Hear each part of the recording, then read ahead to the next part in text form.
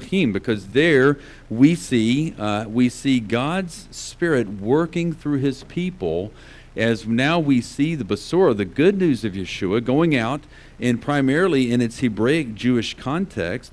And as I've said, and I've challenged us as we go through the book of Acts, I want you to tell me where it is that we see a split, where we see that God says, okay, no more Torah, no more Shabbat, no more biblical festivals, no more kashrut, and now it's this new way. And so keep in mind, so as you're reading through the book of Acts, you got to keep a record of where it is that you see that, okay? All right? And so far, we haven't seen that. In fact, we see anything of the opposite. We see, as a result of, as we read last week in the early parts of Acts chapter 6, that we see a great need came about, and we see that the apostles commissioned the people to designate leaders that is kind of what we think is possibly a pretext for what becomes the diaconate, or the deacons, or the shamashim. And we see that as a result of that, the word of God spreads out.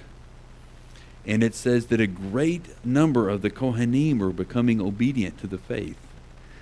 And that's significant, because that indicates that these Kohanim, they didn't see this movement as some kind of separate other than Judaism per se, but they saw it as an ultimate fulfillment of what the Scriptures talk about.